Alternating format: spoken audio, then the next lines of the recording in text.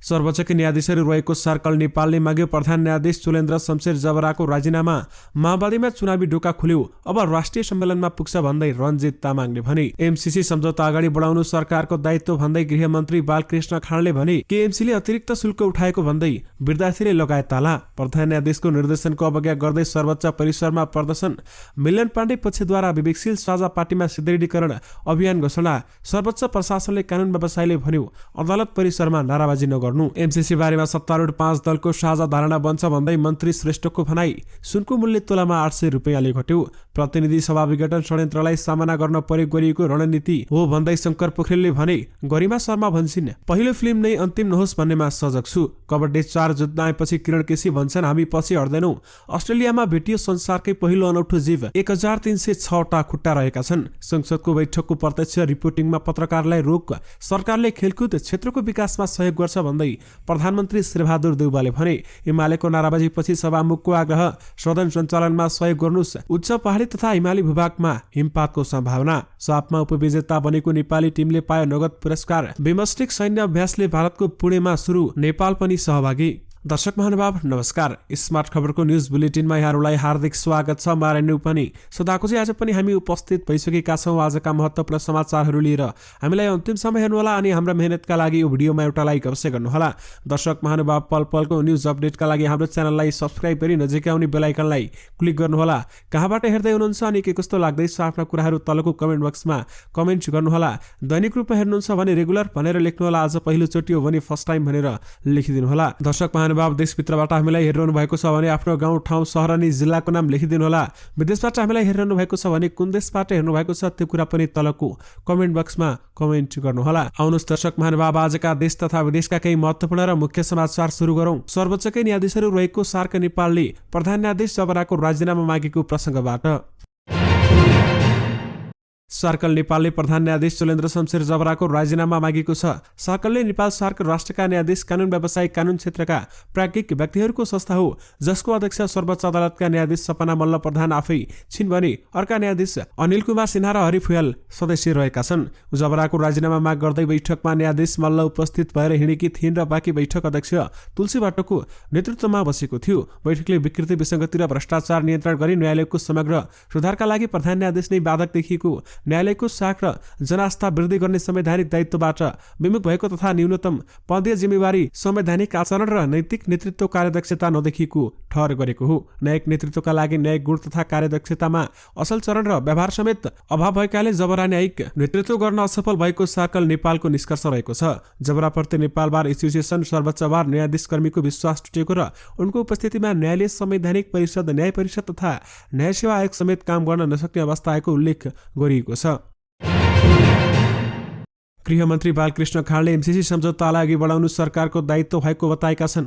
मंगलबार जनकपुर धाममा सञ्चारकर्मीसँग कुराकानी गर्दै गृहमन्त्री बालकृष्ण खाँडले एमसीसी सम्झौता पूर्ववर्ती सरकारकै पालामा सुरु भएको भन्दै यो सम्झौतालाई अगाडि बढाउनु सरकारको दायित्व भएको बताएका छन्। उनले एमसीसीको प्रस्ताव देशको विकासका लागि नेपाल सरकारले नै अघि बढाएको पनि बताएका छन् र उनले भनेका छन् एमसीसी पूर्ववर्ती सरकारहरूको पालेमा अगाडि बढेको हो। यो नेपालको विकासका लागि नेपाल सरकारले नै एमसीसीको प्रस्तावलाई अगाडि बढाएको हो। नेपाल सरकार र एमसीसी परियोजनाको बीचमा धेरै वर्ष अगाडि र सम्झौता भएको थियो र साथमा त्यो सम्झौतालाई अगाडि बढाउनु सरकारको दायित्व हो। गृहमन्त्री बालकृष्ण खाँडले एमसीसी परियोजनामा ऋण नभई निशर्त अनुदान भएको स्पष्ट पारेका छन् र सरकारले नेपालको विद्युतीकरण र सडक निर्माणका लागि गरेको प्रस्तावलाई अमेरिकी सरकारले स्वीकार गरी एमसीसी परियोजना आएको उनले समेत बताएका छन्। एमसीसीको बारेमा केही भ्रम होलान् र यो अमेरिकन सरकारले गरिबी निवारण र रोजगारीसँग सम्बन्धित परियोजना सञ्चालन गरिरहेको छ भन्दै गृहमन्त्री बालकृष्ण खाँडले भनेका छन्। सर्वोच्च अदालत प्रशासनको आग्रहको अवज्ञा गर्दै कानून व्यवसायीले मंगलबार सर्वोच्च अदालत परिसरमा नाराबाजी गरेका छन्। नेपाल बार एसोसिएसनका अध्यक्ष चण्डेश्वर श्रेष्ठका अनुसार सबै अदालतका एक अधिकारीले प्रधान न्यायाधीश जबराको निर्देशन भन्दै उनलाई फोन गरेर सर्वोच्च अदालत परिसरमा प्रदर्शन र नाराबाजी नगर्न भनेका थिए। तर कानून व्यवसायीहरू नाराबाजी गर्दै सर्वोच्च परिसर छिर्दा भने सुरक्षाकर्मीले रोकेनन्। प्रदर्शन र धरनापछि बोल्दै बार एसोसिएसनका अध्यक्ष श्रेष्ठले प्रधान न्यायाधीश जबराको राजीनामा नआउँदासम्म आफूहरूको विरोध कार्यक्रम यथावत रहने समेत बताएका छन्। विवेकशील साझा पार्टीमा संयोजक मिलन पाण्डे पक्षले विवेकशील साझा पार्टी सुदृढीकरण अभियान घोषणा गरेको छ। पाण्डेको अध्यक्षतामा अभियानको 201 केन्द्रीय सदस्यीय समिति घोषणा गरिएको हो। पार्टी अध्यक्ष रविन्द्र मिश्रले पार्टीलाई गलत बाटोमा लगेको बताउँदै मूल बाटोमा फर्काउन अभियान घोषणा गरिएको पाण्डे पक्षका प्रवक्ता हरिप्रसाद भट्टले बताउनु भएको छ। उनले भनेका छन्, विवेकशील साझा पार्टी सुदृढीकरण अभियान सञ्चालनको मूल आधार विवेकशील साझा पार्टी एकीकरण घोषणापत्र 2077 र वैकल्पिक राजनीतिको मूल बाटो हुनेछ भन्दै बताइएको छ। अभियानमा पार्टीका प्रशिक्षण विभाग प्रमुख केशव दाहाल, प्रदेश संघीय सचिव दलका नेता रमेश पौडेल, विवेकशील साझा युवा संगठनका महासचिव सरोज गौतम, सचिव अमित पाठक, रविन्द्र उपाध्याय लगायत सदस्य रहेका छन् र बाँकी 17 सदस्य दोस्रो चरणमा घोषणा गर्ने भनिएको छ। प्रधान न्यायाधीश चोलेन्द्र शमशेर जबराले सर्वोच्च अदालत प्रशासन मार्फत आन्दोलनरत कानून व्यवसायीले सर्वोच्च अदालत परिसरमा प्रदर्शन नगर्न चेतावनी दिएका छन्। प्रधान न्यायाधीश जबराको निर्देशन भन्दै सर्वोच्च अदालत प्रशासनले नेपाल बार एसोसिएसनका अध्यक्ष चण्डेश्वर श्रेष्ठलाई फोन गरेर प्रदर्शन र नाराबाजी नगर्न भनेको छ। मलाई सर्वोच्च अदालत प्रशासनबाट हिजो फोन आएको थियो। उहाँहरूले सर्वोच्च अदालतको मूल गेटमा प्रदर्शन नगर्न र माइक प्रयोग नगर्न भन्नुभयो। नेपाल बार एसोसिएसनका अध्यक्ष चण्डेश्वर श्रेष्ठले अदालतको कामकार्यमा प्रभाव पार्ने भन्दै प्रधान न्यायाधीश चोलेन्द्र शमशेर जबराको निर्देशनमा उहाँहरूले हाम्रो प्रदर्शनमा अवरोध गर्न खोज्नु भएको होला, तर प्रधान न्यायाधीश जबराको राजीनामा नआउँदासम्म हाम्रो कार्यक्रम यथावत रहनेछ भन्दै बताइएको छ। कानून व्यवसायीहरूले नेपाल बार एसोसिएसनको अगुवाईमा हरेक दिन बिहान 11 बजेदेखि 12 बजेसम्म कालोपट्टी बाँधेर सर्वोच्च अदालतको मूल गेटमा प्रदर्शन गर्दै आएका छन् र प्रधान न्यायाधीश जबराको राजीनामा माग गर्दै उनीहरूले नाराबाजी र कोर्टसभा गरिरहेका छन्। कोर्टसभाका क्रममा हाते माइक प्रयोग गर्न दिएको छ र सर्वोच्च अदालत प्रशासनले माइक प्रयोगलाई हटाउन समेत खोजेको हो। नेकपा एमालेका महासचिव शङ्कर पोखरेलले प्रतिनिधि सभा विघटनलाई राजनैतिक दलहरूमा देखा परेको विरोध, कुण्ठा र षड्यन्त्रलाई सामना गर्न प्रयोग गरिएको रणनीति भनेका छन्। उनले त्यसलाई लोकतन्त्रको सुन्दर पक्ष समेत भनेका छन् र प्रेस चौतारी दाङको नव अधिवेशनको उद्घाटन सत्रलाई सोमबार घोराहीमा सम्बोधन गर्दै उनले भनेका छन्, जब राजनैतिक दलहरू गलत बाटोमा जान्छन्, जनताले दिएको जनादेशमा अवज्ञा गर्छन्, त्यस्तो अवस्थामा फेरि जनता कालबीच जाने कुरा पनि लोकतन्त्रको सुन्दर पक्ष हो भन्दै बताइएको छ। तत्कालीन प्रधानमन्त्री एवं नेकपा एमाले अध्यक्ष केपी शर्मा ओलीले संसद विघटन गरेर जनताका बीच आउने आँट गरेको, तर अहिलेको सत्ता गठबन्धनका नेताहरूले त्यस्तो आँट गर्न नसकेको समेत उनले बताएका छन्।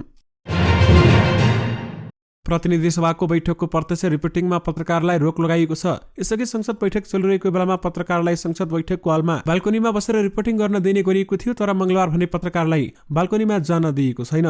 पत्रकार प्रवेश गर्न ढोका बन्द गरिएको छ र उनीहरूलाई सुरक्षाकर्मीले भित्र जान रोकिरहेका छन् र संसदको भवनको दृश्य टेलिभिजनमा हेरेर रिपोर्टिङ गर्न भनेका छन्। प्रमुख प्रतिपक्षी दल नेकपा एमालेको नाराबाजी गरेपछि सभामुख अग्निप्रसाद सापकोटाले सदन चलाउन सहयोग गर्न आग्रह गरेका हुन्। सभामुखको भूमिकालाई लिएर एमालेले नाराबाजी गरेर प्रतिनिधि सभा बैठक अवरोध गरेपछि सभामुखले भने परिस्थिति र परिवेश एकै रहँदैन, राष्ट्रिय हितलाई कायम राख्दै सदन सञ्चालनमा सहयोग गर्न ध्यानाकर्षण गर्न चाहन्छौँ। जनप्रतिनिधिहरूको सर्वोच्च निकायमा विधि पद्धति पालनामा प्रतिबद्ध हुन आग्रह गर्दछु। बैठकमा सहभागी भएर आफ्नो कुरा राख्न आग्रह गर्छु। जनताको कुरा राख्नुपर्ने बेलामा संसद अवरोध गर्न नहुने सभामुखको भनाइरहेको छ र एमालेले सभामुख विरुद्ध संसदीय मर्यादा कायम गर भन्दै नाराबाजी गरिरहेको छ र एमालेको नाराबाजीको बीच सभामुखले आजको कार्यसूचीलाई अगाडि बढाएका छन्।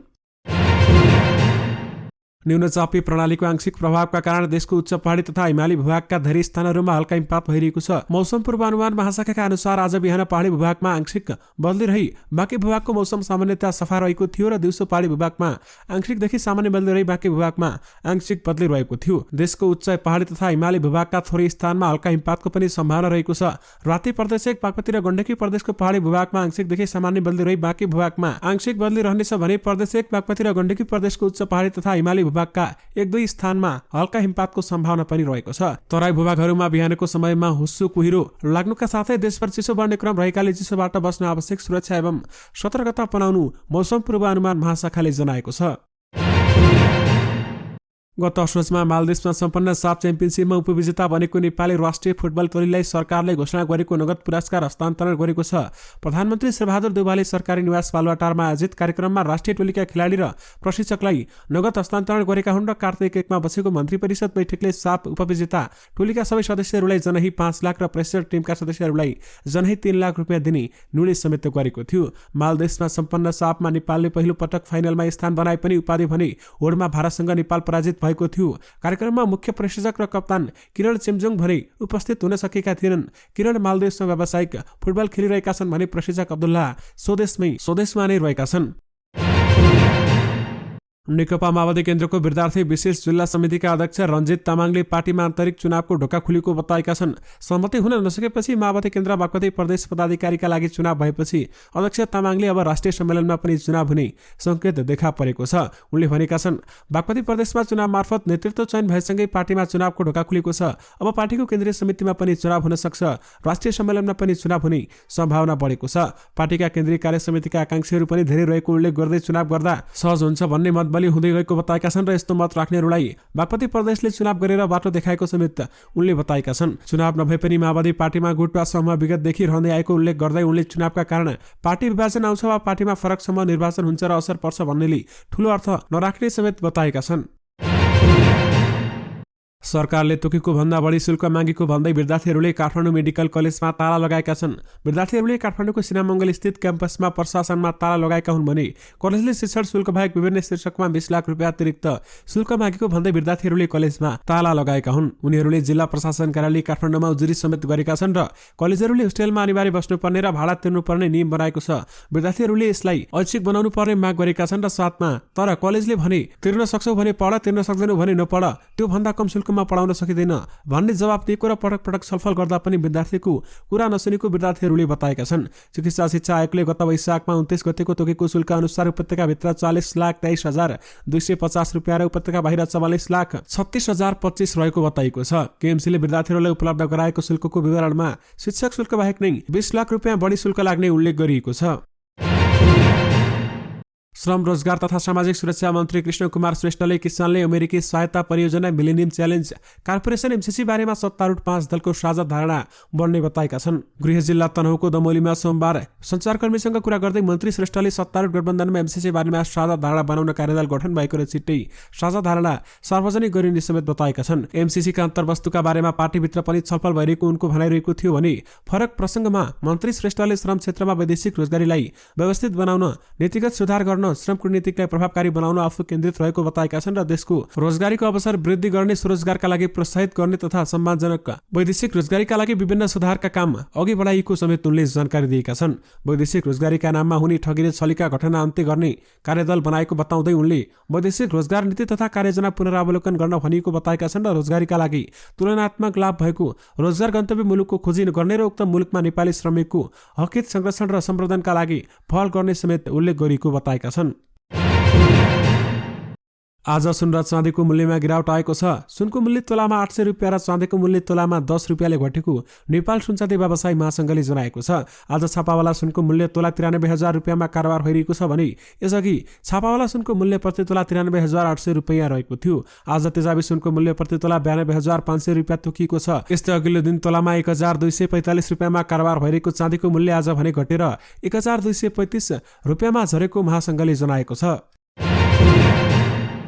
म्युजिक भिडियोमा राम्रै सफलता पाइरहेकी मोडेल गरिमा शर्मा चलचित्रमा पाइला चाल्ने तयारीमा छिन्। उनलाई केही चलचित्रबाट अफर पनि आइरहेको छ। चलचित्र सूत्रबाट गरिमालाई अफर आएको चर्चा भए पनि अहिले सेलाएको छ। गरिमालाई अन्य केही चलचित्रबाट पनि अफर आएको छ र तर सम्झौता नगरेसम्म सार्वजनिक नगर्ने गरिमा बताउँछिन्। पहिलो चलचित्रका लागि आफू अत्यन्तै सजग रहेको उनको भनाइरहेको छ भने गरिमा भन्छन्, पहिलो चलचित्र नै अन्तिम चलचित्र नहोस् भन्ने हरेकको चाहना हुन्छ। मलाई दर्शकको म्युजिक भिडियोमा साधारण भूमिकाबाट देखिरहनु भएको छ। भोलि मैले चलचित्रमा निर्वाह गर्ने भूमिका मलाई सुहाउँछ कि सुहाउँदैन भन्नेमा म सजग हुनुपर्छ भन्दै उनले बताएकी छिन्। नेपाली चलचित्रमा नयाँ नायिकाको खोजी भइरहेको समयमा अहिले म्युजिक भिडियोमा चलेकाहरू मोडेलमा पनि धेरै मेकरको नजरमा परेका छन् भन्दै बताइएको छ। क्षेत्रीय संगठन बहुपक्षीय प्राविधिक तथा आर्थिक सहयोगका लागि बनाएको बंगालको खाडीको प्रयास बिमस्टेक सदस्य मुलुकबीच मानवीय सहायता तथा परिषद राहत सम्बन्धी बहुउद्देश्यीय सैन्य अभ्यासको भारतको पुणेमा सुरु भएको छ। भारतका सेनाध्यक्ष मनोज मुकुन्द नरवाणेले उद्घाटन गरेको फेनिक्स 21 नामक सैन्य अभ्यास बिमस्टेक सदस्य मुलुकहरू नेपाल, भारत, बंगलादेश, भुटान, म्यानमार, श्रीलङ्का र थाइल्याण्डका सैनिक तथा वैज्ञ प्रतिनिधिहरू समेत सहभागी भएका छन्। सो सैन्य अभ्यासमा नेपाली सेनाका एकजना महासेनानी र नयाँ दिल्ली स्थित नेपाली दूतावासका सैनिक सहचारी सहभागी भएका छन् र नेपाल पर्यवेक्षकका रूपमा अभ्यासका लागि सहभागी भएको छ भने नेपाल सेनाका प्रवक्ता सन्तोष वल्लभ पौडेलले बताउनु भएको छ। प्राकृतिक विपत्तिको सामना गर्न बिमस्टेक सदस्य मुलुकबीच संयुक्त संयन्त्र निर्माण गर्ने उद्देश्यले तिनै दिने सैन्य अभ्यास सुरु भएको हो। अभ्यास उद्घाटन गर्दै भारतीय सेनाध्यक्ष नरवाणेले कोरोना महामारीको सिर्जित संकटले सबैलाई पाठ सिकाएको बताउँदै यसखाले महामारीसँग लड्न विश्वव्यापी तथा क्षेत्रीय सहकारी आवश्यक रहेको पनि उल्लेख गरिएको छ। कोरोना महामारी पछिको अवस्थामा महामारीको प्रतिरोधात्मक नियन्त्रण, न्यूनीकरण रणनीति तथा नियम पालना सवाल सालमा हामी सबैले पाठ सिकेका छौँ भन्दै उनले भनेका छन्। आगामी वैशाख 23 गतेलाई चलचित्र लक्का जवानले प्रदर्शन मिति तय गरिसकेको छ। शिवहरि पौडेलको निर्देशनमा बनेको यो चलचित्र कोरोना महामारीका कारण रिलिज हुन नपाएर रोकिएको थियो। तर यही मितिमा चलचित्र कबड्डी 4 को निर्माण पछिल्लो सोमबार मात्र रिलिज मिति तोकेको थियो भने यो कुराले निर्माता तथा कलाकार किरण केसी असन्तुष्ट बनेका छन्। हामीसँग केसीले भनेअनुसार खै उहाँहरूले किन जुदाउनु भएको नि, एक हप्ता अघि पछि आएको भए पनि हुने, हामीले पहिले नै प्रदर्शन मिति तोकेकाले पनि पछि हट्ने कुरा त हुँदैन। कबड्डी 4 को निर्माण पछिले देखाएको व्यवहारले आफू छक्क बताएका छन्। उनले अगाडि भनेका छन्, यो समयमा एउटा निर्माताले अर्को निर्मातालाई जोगाउनु पर्ने बेला हो, तर हामी जोडेर कहाँ पुग्न आँटेका छौँ कुन्नी भन्दै उनले प्रश्न पनि गरेका छन्। उनले यसअघि पनि आफूहरूले बनाएको चलचित्र शत्रु गते दाल भात तरकारीसँग अरू चलचित्र जुधेको पनि बताएका छन् र किरणले यो विषयमा वितरकहरूको पनि छलफल अगाडि भएको समेत बताएका छन्। किरण केसी, दिलीप रायमाझी, शिवहरि पौडेल, प्रियङ्का कार्की, वर्षा शिवाकोटी लगायतका कलाकारहरूले अभिनय गरेको यो चलचित्रलाई कमेडी जन्डामा निर्माण गरिएको छ। पृथ्वीमा कयौं यस्ता अनौठा तथा दुर्लभ जीवहरू छन् जसका बारेमा आम मानिसलाई थाहा नै हुँदैन। कतिपय यस्ता जीवनहरू त वैज्ञानिकहरूले बल्ल पत्ता लगाउँदै आएका छन्। यस्तै एउटा जीव हालै फेला परेको छ। उक्त जीवको शरीरमा 1306 खुट्टा रहेका छन्। सो जीव जमिन मुनि निकै गहिराईमा बस्दछ। अस्ट्रेलियाका जीव वैज्ञानिकहरूले संसारको पहिलो तथा दुर्लभ मिलिपेड्स नामक किरा पत्ता लगाएका छन् र हाल पृथ्वीमा अधिकतम 750 वटा सम्म खुट्टाको भएको जीव फेला परेकाले यो मिलिपेड्सको शरीरमा 1306 वटा खुट्टा रहेका छन्। वैज्ञानिकहरूका अनुसार पृथ्वीमा आजभन्दा 40 करोड वर्ष अघि मिलिपेड्सको उत्पत्ति भएको हो भने मिलिपेड्सको अर्थ 1000 खुट्टा भएको जीव भन्ने हुन्छ। तर हालसम्म यो जीवमा 1000 वटा खुट्टा भेटाइएको थिएन। सबैभन्दा धेरै खुट्टा भएको मिलिपेड्स इलाकमै प्लेनिस प्रजातिको थियो जसको 750 वटा खुट्टा हुन्छन्। उक्त प्रजातिको कीर्तिमान भङ्ग गर्ने वैज्ञानिकहरूले हालै 1306 वटा खुट्टा भएको मिलिपेड्स पत्ता लगाएका हुन् र उक्त जीवको वैज्ञानिक नाम इउमिलिप्स पर्सेफोन हो। दर्शक महानुभावसँगै तपाईहरु माझ आजका सबै मुख्य समाचारहरू राखिसकेका छौं। फेरि पनि तपाईहरु माझ नयाँ रिपोर्टरहरूको साथमा उपस्थित हुने नै छौं। अहिलेलाई भने मलाई बिदा दिनुस्। नमस्कार।